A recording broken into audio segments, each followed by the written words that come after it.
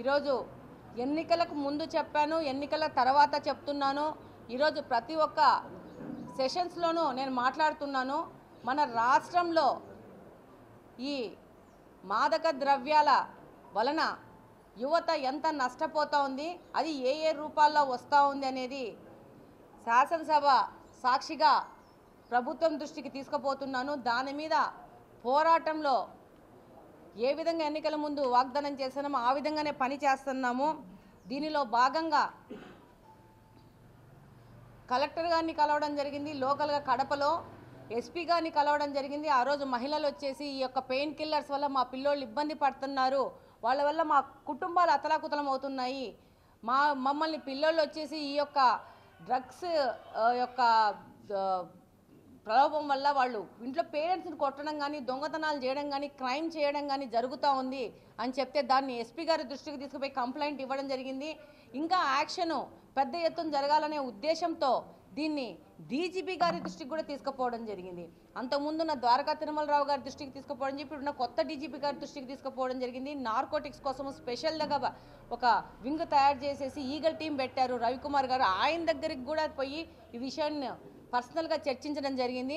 అలానే కాకుండా అసెంబ్లీ సెషన్స్లో కూడా ప్రతి ఒక్కరూ దీని గురించి తెలియచేయాలనే ఉద్దేశంతో దాదాపు ఇప్పటికీ ప్రతి ఒక్క అసెంబ్లీ సెషన్లో నాకు అవకాశం వచ్చినప్పుడల్లా ఈ యొక్క యువత ఏ విధంగా వాళ్ళ భవిష్యత్తును పాడు లేపుకుంటున్నారు, దీని మీద పెద్ద ఎత్తున యాక్షన్ తీసుకోవాలని చెప్పేసి నా యొక్క గళాన్ని వినిపించడం జరిగింది. అందులో ఈరోజు ముఖ్యమంత్రి చంద్రబాబు నాయుడు గారు అందులో భాగంగానే అత్యంత కట్టుదిట్ట చర్యలు చేయడం మొదలుపెట్టారు.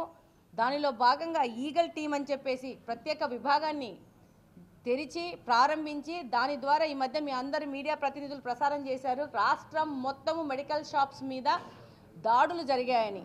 ఈ విధంగా పెయిన్ కిల్లర్స్ని అన్ఆథరైజ్డ్గా ఏ విధమైన ప్రిస్క్రిప్షన్ లేకుండా ఈ మెడికల్ షాప్స్ వాళ్ళు ఒక లాభం కోసం యువతను రాష్ట్రాన్ని పాడు లేపే కార్యక్రమంలో యొక్క దుర్మార్గులు యాంటీ సోషల్ ఎలిమెంట్స్ అనొచ్చు. గన్ను పెట్టి కాలిస్తే ఒకరోజు ఒక వ్యక్తి వెళ్ళిపోతాడు, కానీ ఈ యొక్క విధమైన కార్యక్రమాల వల్ల వాళ్ళ స్వార్థాల వల్ల డబ్బు అవినీతితో సంపాదిద్దన్న ఉద్దేశంతో ఈ విధమైన ప్రాక్టీస్ను పిల్లలకు పరిచయం చేసి పెద్ద ఎత్తున రాష్ట్రానికి, రాష్ట్ర భవిష్యత్తుకు, రాష్ట్ర ఉత్పాదనకు, అభివృద్ధికి తోడ్పడాల్సిన యువతను పెద్ద ఎత్తున వీళ్ళు ప్రమాదకర మార్గంలోకి తోస్తూ ఉంటారు. దీని మీద ప్రతి ఒక్కరూ స్పందించాల్సిన అవసరం ఉంది. కాబట్టే దీన్ని ఇన్నిసార్లు అసెంబ్లీ దృష్టికి తీసుకుపోవడము, పెద్దల దృష్టికి తీసుకుపోవడము, అందులో భాగంగానే ఈ యొక్క రైట్స్ జరగడము. ఇక్కడి నుంచి ముందుకు కూడా డెఫినెట్గా పెద్ద ఎత్తున పోరాటం జరుగుతుంది. మన వంతు, మన ప్రయత్నము, మన కష్టం మనం పడాలా, రిజల్ట్ దానికంతా వస్తుంది. యువతకు మంచి భవిష్యత్తు ఇస్తే రాష్ట్రం ఆటోమేటిక్గా అభివృద్ధి చెందుతుందని ఒక గట్టి నమ్మకంతో పనిచేస్తున్నాము. అందులో భాగంగానే ఈ రైళ్లు జరిగాయి. దాంతోపాటి రాట్వా, ఎవరికైనా రాట్వా అంటే ఏదైనా తెలుసా? రాక్వా అంటే ఎవరికైనా తెలుసా? Refrigerators and AC association welfare వాళ్ళు ఇంతవరకు వాళ్ళని కార్మిక శాఖలో చేర్చాల. పెద్ద ఎత్తున మెకానిక్స్, ఎలక్ట్రీషియన్స్ వీళ్ళందరూ ఇబ్బంది పడతా ఉన్నారు. వాళ్ళని చేర్చకపోవడం వల్ల ఏం జరుగుతూ ఉందంటున్నారు, వాళ్ళకి రావాల్సిన గవర్నమెంట్ నుంచి రావాల్సిన బెనిఫిట్స్ కానీ, ఆసరా పథకం నుంచి రావాల్సిన వాళ్ళకు స్కీమ్స్ కానీ వాళ్ళకి అందటం లేదు. దీని మీద ఇక్కడ కడప నుంచి వాళ్ళ ప్రతినిధులు వచ్చి నన్ను కలవడం జరిగింది. అందులో భాగంగా ఈరోజు అసెంబ్లీలో హౌస్లో మాట్లాడడం జరిగింది. వాళ్ళని కార్మిక శాఖలో వాళ్ళకు చేర్చాలని చెప్పడం జరిగింది. అందుకు మంత్రి గారు తక్షణమే స్పందించి నేను మాట్లాడిన 2వ రోజు 3వ రోజుకి ఇక్కడికి అధికారులను పంపించడం జరిగింది. వాళ్ళ దగ్గర నుంచి చక్కగా తయారు చేసుకొని వాళ్ళ దగ్గర నుంచి ఇన్పుట్స్ తీసుకొని ఒక నివేదిక తయారు చేసుకొని కార్మిక శాఖకు మళ్ళా సబ్మిట్ చేయడం జరిగింది. డెఫినెట్గా ప్రతి ఒక్క విభాగము, ప్రతి ఒక్క సెక్షన్ యొక్క ప్రజల యొక్క మనోభావాల్ని ప్రభుత్వం దృష్టికి తీసుకుపోవడము, తద్వారా మంత్రుల దృష్టికి తీసుకుపోవడం, వాళ్ళకి కావాల్సిన సొల్యూషన్స్ని అమికబుల్గా వాళ్ళకి తీసుకురావడం కోసమే ప్రజలు ఇక్కడ గెలిపించడం జరిగింది. అందులో భాగంగానే రాక్వా యొక్క వాళ్ళ యొక్క అర్జీని ప్రభుత్వం దృష్టికి తీసుకుపోవడం జరిగింది. ఒక సొల్యూషన్ దిశగా ముందుకు పోతున్నాము. దాంతోపాటు ఆర్టీసీ ఎంప్లాయీస్ యొక్క పెన్షన్ చాలా రోజుల నుంచి ఇది ఇబ్బంది పడుతున్నారు. ఆర్టీసీ ఎంప్లాయీస్ 2014 కంటే ముందు రిటైర్మెంట్ అయిన వాళ్ళకందరికీ 750 2000 అంతకంటే తక్కువ పింఛన్లు వస్తున్నాయి. దీనివల్ల ఏం జరుగుతూ ఉందంటే వాళ్ళు 65 సంవత్సరాలు 70 సంవత్సరాలు 80 సంవత్సరాలకి వెళ్ళిపోవడం జరిగింది. వాళ్ళు ఏ విధమైన ప్రభుత్వ పథకాలకు వాళ్ళకి లేదు స్కోప్. ఎందుకంటే వాళ్ళు గవర్నమెంట్లో ఉద్యోగం చేస్తున్నారు కాబట్టి దాని ద్వారా పనిచేశారు కాబట్టి వాళ్ళకి రావు. కానీ వాళ్ళు చాలా ఇబ్బందులు కల పరిస్థితుల్లో ఉన్నారు. వాళ్ళు ఒక స్టేజ్లో ఏమన్నారంటే ఈ వృద్ధాప్య పెన్షన్లో మమ్మల్ని కూడా తీసుకునే విధంగా మాట్లాడండి అని. చాలా బాధాకరమైన విషయం. ముసిలోళ్ళు రిటైర్డ్ ఉద్యోగస్తులు ఆర్టీసీలో ఉన్నవాళ్ళు వాళ్ళకి ఈరోజు ప్రభుత్వం దృష్టికి తీసుకుపోవడం జరిగింది. దాదాపు ఒక 6000 మంది మాత్రమే ఉన్నారు దీంట్లో. వాళ్ళకి ఈ ఇబ్బందులు పడుతున్నారు.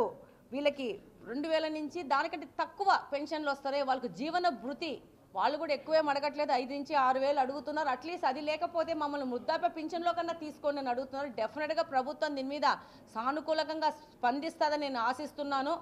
డెఫినెట్గా ఈ యొక్క అంశాన్ని కూడా మొన్న హౌస్లో ప్రస్తావించడం జరిగింది. అలాగనే 1998 డిఎస్సి అభ్యర్థులు వాళ్ళు కూడా చాలా రోజుల నుంచి పోరాడుతూ ఉన్నారు.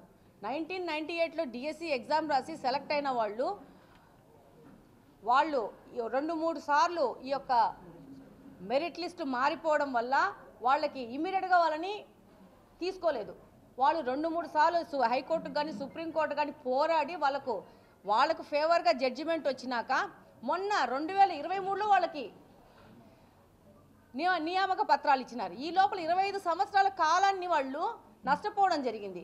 దానివల్ల ఎంత డ్యామేజ్ జరిగింది అంతమంది అభ్యర్థులకి. చాలా మంది వాళ్ళ నియామక పత్రాలతో పాటు వాళ్ళకు రిటైర్మెంట్ పత్రాలు కూడా తీసుకునే పరిస్థితిలోకి ఏర్పడింది. ఇంకా కొంతమంది 2 సంవత్సరాల్లో రిటైర్ అయిపోతూ ఉంటారు.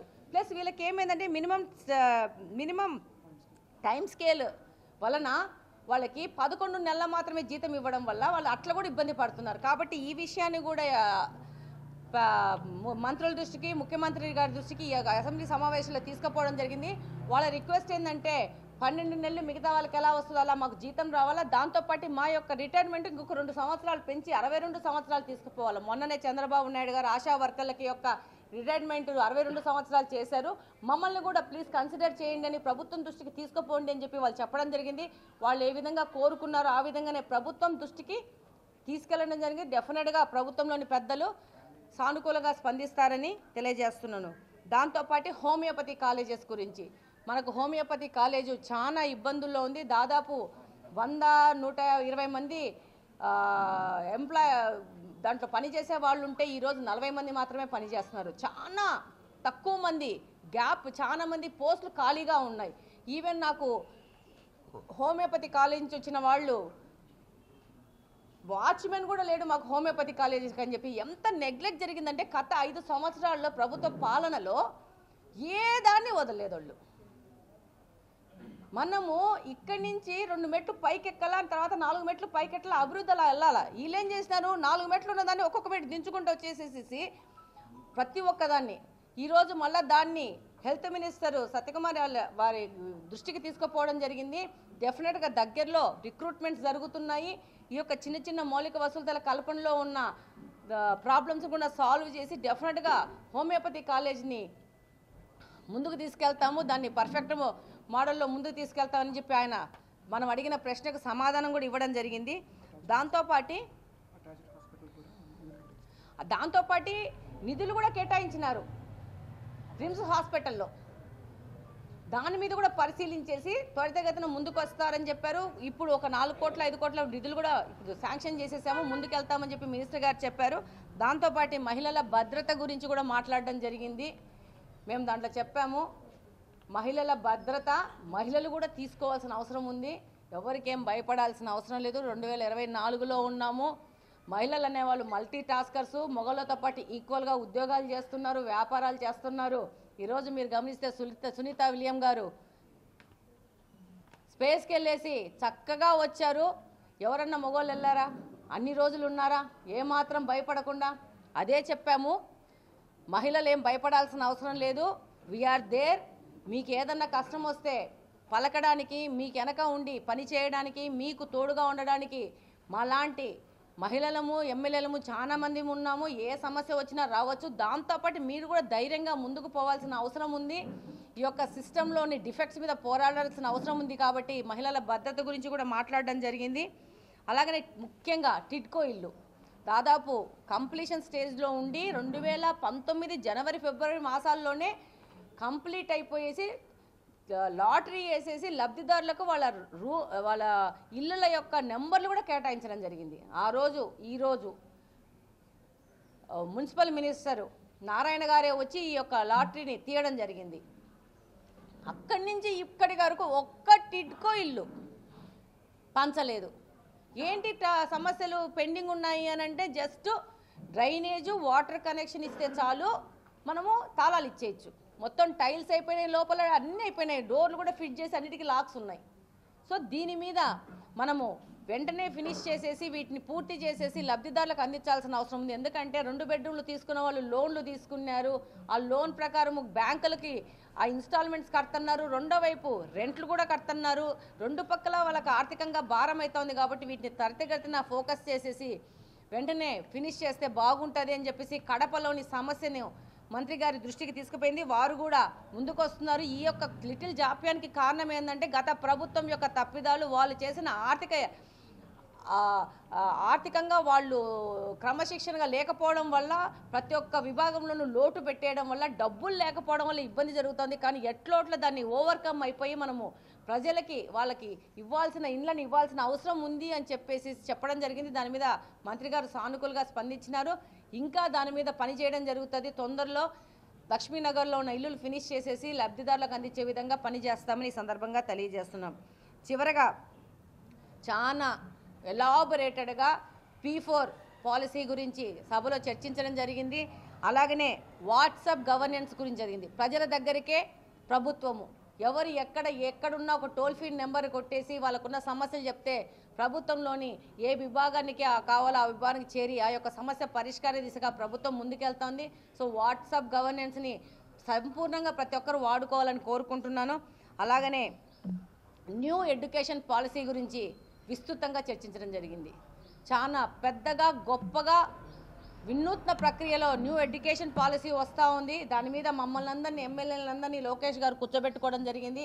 వారి నివాసాన్ని పిలిపించి దాని మీద డీటెయిలింగ్గా 3.5-4 అవర్స్ వాటి మీద ప్రజెంటేషన్ జరిగింది.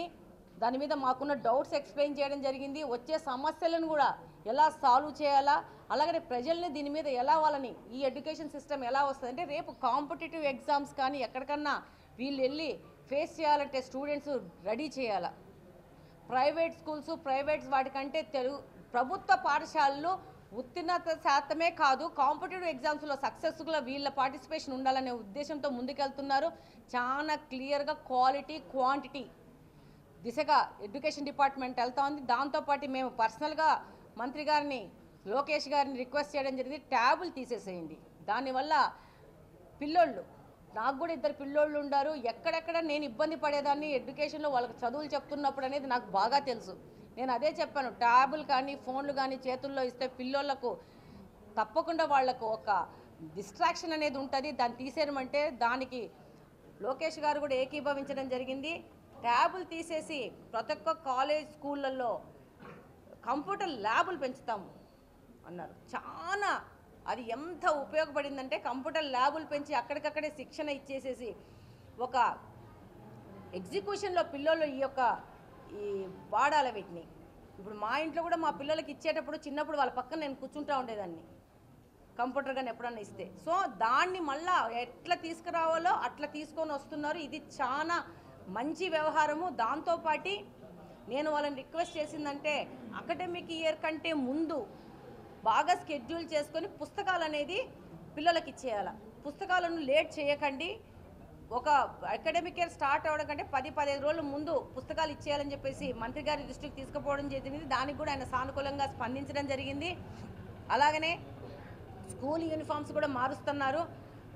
ఎట్లా కార్పొరేట్ స్కూల్స్కు ధీటుగా వీళ్ళకి స్కూల్ యూనిఫామ్స్ ఇవ్వబోతున్నారు. అలాగనే మధ్యాహ్న భోజన పథకాన్ని కూడా ఇంకా బెటర్ చేసుకుంటూ పోతారు. డెఫినెట్గా ఎడ్యుకేషన్ సెక్టార్లో వినూత్నమైన మార్పులు రాబో 4 సంవత్సరాల్లో జరగబోతున్నాయి. దానికి మేము అందరం సపోర్ట్ చేస్తూ ఉన్నాము. అట్లాగనే పిఎం సూర్య గారి మీద ఎలాబొరేటెడ్ డిస్కషన్ జరిగింది. ఇది చాలా ఇంపార్టెంట్. ఇది ప్రతి ఒక్కరు ఈరోజు నేను దీంట్లో మీ ప్రెస్ మీట్లో చెప్తున్నానంటే రాబో కాలంలో ఈ యొక్క కరెంటు సంబంధంగా మనకున్న ఎక్స్పెండిచర్ని తగ్గించుకోవాలంటే పిఎం సూర్య గారి ద్వారా ప్రజల దగ్గరలోకి ఈ యొక్క విద్యుత్ని తీసుకుపోతున్నారు, సోలార్ ఎనర్జీని తీసుకొని వస్తున్నారు. దాని మీద సబ్సిడీస్లు ఉన్నాయి.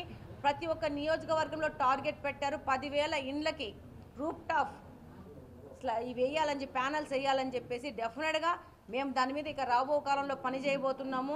ఈరోజు మనం ఇన్వెస్ట్ చేసుకొని పెట్టుకుంటే ఇక రేపు 25 సంవత్సరాలు 30 సంవత్సరాల వరకు మనకు కరెంటుకు డబ్బులు పే చేయాల్సిన అవసరం ఉండదు. ఉచితంగా మనం కరెంటుని హ్యాపీగా వాడుకునే పరిస్థితి ఉంది. ఇంకా ఎక్స్ట్రా కరెంటును ప్రొడ్యూస్ చేస్తే ఎలక్ట్రిసిటీ డిపార్ట్మెంట్ రివర్స్లో కొనుక్కుంటుంది, మనకు డబ్బులు కూడా తెస్తుంది అని చెప్పి చాలా ఎలాబొరేటెడ్గా డీటెయిల్గా ముఖ్యమంత్రి గారు ఎక్స్ప్లెయిన్ చేయడం జరిగింది. మేము కూడా చెప్పాము, ఫస్ట్ మా ఇండ్ల మీదనే వేయించుకుంటాం మేము సోలార్ ప్యానల్స్, మేము ఆదర్శంగా ముందుకెళ్తాము, మా ఇండ్ల మీద వేయించుకొని చెప్పేసి మేము కూడా ఆయనకి చెప్పడం జరిగింది. డెఫినెట్గా మీరు మీడియా కూడా సూర్య గారి ద్వారా ఎలా ప్రజలు దీని మీద ప్రయోజనాత్మకంగా ఉంటుంది, లాభం ఎలా పడతారని పెద్ద ఎత్తున తీసుకుపోవాల్సిన అవసరం ఉంది. మీలో కూడా ఎవరైనా ఇంట్రెస్ట్ ఉంటే డెఫినెట్గా సబ్సిడీ అనేది ఇప్పుడు ఉంది. ముందు ఫస్ట్ కమ్స్ ఫస్ట్ బేసిస్ మీద రేపు ఈ సబ్సిడీ తగ్గించే అవసరం, ఎక్కువ మంది వెళ్ళిపోయాక తగ్గించే అవకాశం ఉంది. కాబట్టి తొందరపడండి. భారతదేశంలో మొత్తం మీద ఆంధ్రప్రదేశ్ దీని యొక్క అడ్వాంటేజ్ తీసుకోవాలా, దాంట్లో ప్రథమ స్థానంలో ఉండాలని చెప్పేసి మనకి ముఖ్యమంత్రి గారు ఒక పిలుపునివ్వడం జరిగింది. ఎవరున్నా మన నియోజకవర్గంలో ముందుకు వస్తే దానికి సంబంధించిన కార్యక్రమాలు ముందుకు పోవడం జరుగుతుంది. వాళ్ళకి ఇక్కడ రాజకీయంగా ఇక్కడ ప్రతినిధులం కాబట్టి వాళ్ళకి ఆ విధంగా హెల్ప్ చేయడానికి కూడా ముందుకు వెళ్తామని తెలియజేస్తున్నాను. అలాగనే చివరిగా కడప నగరానికి ఏ విధంగా గెలిపిస్తే మేము సమస్యల మీద పోరాడతాము, నీటి సమస్య డ్రైనేజ్ సమస్య మీద పోరాడతామని చెప్పాము. ఆ విధంగానే గెలిచిన రోజు నుంచి ఏ విధమైన అవకాశం తీసుకోకుండా ముందుకెళ్ళి పనిచేస్తున్నాం. అందులో భాగంగా ప్రతి ఒక్క వారానికి 2 రోజులు మన కడప స్వచ్ఛ కడప అని చెప్పేసి ప్రోగ్రాం, మా సొంత ప్రోగ్రాం కడప నియోజకవర్గానికి సంబంధించిన ప్రోగ్రాంతో ముందుకెళ్తున్నాం. అందులో భాగంగా ప్రతి ఒక్క డివిజన్లో వారానికి 2 డివిజన్లు మేమే సొంతంగా 6 గంటల నుంచి 10 గంటల వరకు తిరిగి అక్కడ ఉన్న సమస్యలు తెలుసుకొని అప్పటికప్పుడు అధికారులతో ఆ సమస్యల పరిష్కార దిశగా వాళ్ళని ముందుకు ప్రోత్సహించి ముందుకు తీసుకెళ్ళి మళ్ళీ 3-4 రోజుల్లో ఆ సమస్యలు పరిష్కరించారా లేదని రివర్స్ మనము ఫీడ్బ్యాక్ కూడా తీసుకొని సమస్య పరిష్కరించలేని ప్రాబ్లమ్స్ ఎందుకు పరిష్కరించలేకపోయినామని చెప్పేసి వాళ్ళ రివ్యూ చేసి వాటిని ఎలా పరిష్కరించాలనేది ముందుకెళ్తున్నాము. అలానే కాకుండా మనం ఎలక్షన్స్లో చెప్పినాము షామిరియా బ్రిడ్జ్, లా కాలేజ్ బ్రిడ్జ్ మేము వేస్తాము అని చెప్పాను. అది మా వాగ్దానము. దానికి ఈరోజు కూడా కట్టుబడే ఉన్నాము. దాంట్లో ఈ డిలే జరగడానికి కారణం ఏంటి అని అంటే గత ప్రభుత్వంలోని పాలకులు టెంకాయలు కొట్టారే కానీ దాన్ని దాంట్లో వర్క్ ప్రోగ్రెస్ ఎంత ఉందనేది ఏమీ గమనించాల. మేము కూడా టెండర్లు అయిపోయినాయి కదా, అగ్రిమెంట్లు అయిపోయినాయి కదా, వెంటనే మనం పనులు మొదలు పెట్టేస్తాం కదా అన్న ఉద్దేశంతో మేము కూడా చాలా ఉత్సాహంగా పోయి చూస్తే 0 వర్క్. గవర్నమెంట్ పాలసీ ప్రకారం 25%కే తక్కువ ఎగ్జిక్యూట్ అయిన వర్కులన్నీ క్యాన్సిల్ చేయమన్నారు. అందులో ఇది కూడా ఉంది. ఈరోజు మనము ఈ యొక్క షామిరియా బ్రిడ్జ్, లా కాలేజ్ బ్రిడ్జ్ పూర్తి చేస్తామన్నాం, దానికి కట్టుబడి ఉన్నామని మళ్ళొకసారి చెప్తున్నాం. అందులో భాగంగానే గెలిచిన నాటి నుంచి ఈ యొక్క ఇది ఒక విషయము తెలిసినాక మళ్ళా కొత్త ప్రపోజల్స్ పెట్టి కొత్తగా మళ్ళా ముఖ్యమంత్రి గారి దగ్గర నుంచి పర్మిషన్ తీసుకొని ప్రతి ఒక్క డిపార్ట్మెంట్, ఫైనాన్స్ డిపార్ట్మెంట్, అన్ని డిపార్ట్మెంట్లో నుంచి ముందుకు తీసుకొని వచ్చేసేసి రెవెన్యూ డిపార్ట్మెంట్ అందరి దగ్గర నుంచి మళ్ళీ తీసుకొని వచ్చి మళ్ళీ ముఖ్యమంత్రి గారి దగ్గరకు వచ్చేసింది. ఫైల్ రౌండ్ తిరిగేసేసి దగ్గరలో ఆ యొక్క 2 కార్యక్రమాల మీద క్లియరెన్స్ వచ్చేస్తుంది, టెండర్లు జరుగుతాయి. వాటిని పూర్తి చేసి అవి శ్రీనివాసరెడ్డి గారి యొక్క ప్రామిస్ దాన్ని నిలబెట్టడం అయితే జరిగి తీరుతుంది. అందులో వెనక్కిపోయేది లేదు. అది జరిపి తీరి కడప ప్రజలకు మా యొక్క నిబద్ధత ఏందో ప్రూవ్ చేసుకుంటాం. దాంతోపాటు 22 స్ట్రోమ్ వాటర్ డ్రైన్స్ కూడా వీళ్ళు పూర్తి చేయలేక మందకొడికగా జరిపారు. దాన్ని కూడా మళ్ళీ సపరేట్గా ఫైనాన్షియల్ క్లియరెన్స్ తెప్పించేసి ఎందుకంటే చాలా ఇంపార్టెంట్ డ్రైన్స్, ఆ డ్రైన్స్ చేసుకుంటేనే మన కడప సురక్షితంగా ఉంటుంది. కాబట్టి దాని మీద కూడా అంతే కట్టుబడి ఉన్నాం. ఆ డ్రైన్స్ను కూడా ప్రాపర్గా తీసుకుపోతున్నాము. అలాగనే ఎలాగ నీళ్ళ సమస్య ఉందో ఆ నీళ్ళ సమస్య మీద కూడా పోరాడుతున్నాము. దానికి సంబంధించిన ప్రాజెక్టుల మీద కూడా కంప్లీట్గా రివ్యూ చేస్తూ ప్రతి ఒక్క నెలకు 1-2 సార్లు పోయేసి సీఎంఓలో మన ఫైల్స్ ఎక్కడున్నాయి, ఏమున్నాయి, వాటిని కావాలా, వాటిని చేసుకోవాలా. మాకు నీళ్లు లేవు. నేను ఒకటే అడుగుతున్నాను హాల్లో, మేమేం అడగట్లేదు మిమ్మల్ని. మాకు నీళ్ళ ప్రాబ్లం ఉంది. మాది అర్బన్ కాబట్టి మాకు ఎక్కువ మంది ప్రజలు ఉన్నారు ఇక్కడ చిన్న ఏరియాలో. కాబట్టి మాకు సమస్యలు ఏంటి? కాలువ సమస్యలు, నీళ్ళ సమస్యలు. వీటి రెండింటిని క్లియర్ చేస్తే మేము మా యొక్క లైఫ్ స్టైల్ పెరుగుతుంది, మా దగ్గర ఆపర్చునిటీస్ పెరుగుతాయని చెప్పి ముందుకెళ్తున్నాము. అదే ప్రతి ఒక్కసారి ముఖ్యమంత్రి గారి దగ్గర పోయినా, మంత్రుల దగ్గరికి పోయినా నేను అడుగుతున్నాను, అన్న మేమేం అడుగుతున్నా, మాకు మంచినీళ్ళు ఒకటి ఇవ్వండి చాలని చెప్పి. అదేవిధంగా వాళ్ళని అడగడమే కాదు, అందుకు సంబంధించిన పనులు ఏమన్నా ఉంటే ఫైల్స్ తీసుకుపోవడం కానీ, ప్రపోజల్స్ పెట్టడం కానీ, దాని మీద కూడా చిన్న క్లర్క్ లెవెల్లో పనిచేస్తున్నాం. ఏదైనా ఏ లెవెల్కైనా కడపకు కావాల్సింది ఏదైనా కానీ ఎంతకు 10 కష్టమైనా పడి కడపకు తీసుకొచ్చే బాధ్యతతో పనిచేస్తాం. డెఫినెట్గా దానికి ఎనికిపోయే పరిస్థితే లేదు. అలాగనే ఎవరు ఏమి మాట్లాడినా ఏవి పట్టించుకునే లేదు. కడప అభివృద్ధే ప్రధాన లక్ష్యంతో ముందుకెళ్ళి పనిచేస్తాము. అధ్యక్షుడు శ్రీనివాసరెడ్డి గారి ఫుల్ సపోర్ట్ నాకుంది. ఆయన నా భర్త అవడం వల్లనో, అధ్యక్షులు అవడం వల్లనో, పోలిట్ బ్యూరో మెంబర్ అవడం వల్లనో కంప్లీట్గా ఈ సిస్టమ్ ఎలా రన్ చేయాలో, ఎక్కడెక్కడి నుంచి పోవాలనే దాని మీద కంప్లీట్గా శ్రీనివాసరెడ్డి గారి యొక్క సపోర్ట్ నాకుంది. కాబట్టి ఇంత తొందరగా ముందుకెళ్తున్నాము. ప్రతి ఒక్క చోట సాల్వ్ చేసుకుంటే సమస్యలు ముందుకెళ్తున్నాము. అలానే కడపని ఒక ఫేస్ లిఫ్ట్ చేసేసి ప్రజలకు తీసుకొచ్చే బాధ్యతతో పనిచేస్తామని ఈ సందర్భంగా తెలియజేస్తున్నాను. Thank you very much.